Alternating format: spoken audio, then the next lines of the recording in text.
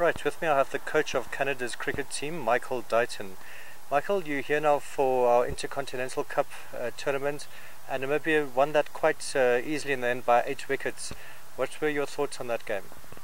Yeah, look, I thought it was it was a good game of cricket and probably a pretty good effort by our guys. I mean, we haven't played any multi-day cricket for quite some time now. It's all been based around 2020 stuff, and we had obviously a long tournament in Dubai and then travelled back to Canada and travelled here. So I guess if you look at it from the point of view, in our last 4-day game against Ireland, the game was all over in 2 days. The Irish managed to bat for a day and a bit, and we were all out twice in just over 2 sessions. So I guess, you know, there were some encouraging signs. We do have a very young team, and hopefully they're learning some valuable lessons. I think the conditions here are a little bit unfamiliar to the majority of our players, given that there's a little bit more pace and bounce in this wicket. So disappointing result at the end of the day, but you know, look, we got it into the 4th day.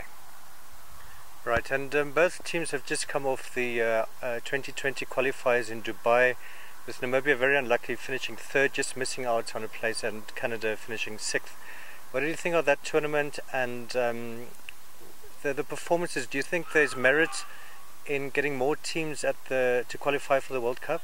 Yeah, sure. Look, you know, it was meant to be a 16-team, 2020 World Cup, and I'm a firm believer in that. 2020 cricket is the right avenue for associate cricket, and that we should be pushing harder at getting more places into that particular tournament. The tournament itself, it was we were seeded 6th and we finished 6th. So I guess from that point of view, we just failed to fire against the 3 big guys in Afghanistan, the Netherlands, and Ireland. So again, we did have a very young group, and I believe that they're still learning and all that sort of stuff. So they're taking it in. I thought Namibia were excellent, and it doesn't surprise me. These guys are athletic guys. They're pretty well drilled, and they play the 2020 game the way it should be played, and they take the game on. And it was unfortunate for them at the back end of the tournament. They probably couldn't quite sustain what they'd produced earlier on, but it was quite taxing. There was travel involved. There was a lot of cricket played in quite a short amount of time. So, but all in all, it was a good learning experience for our guys. Right, and what do you think needs to be done to maybe improve the gap between the Test nations and the associates?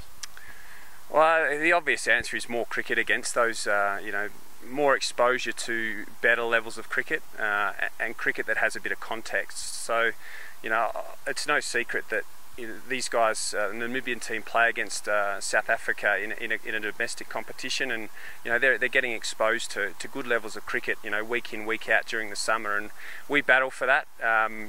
We play in the Caribbean 2020 tournament, which is basically only 4 2020 games a year.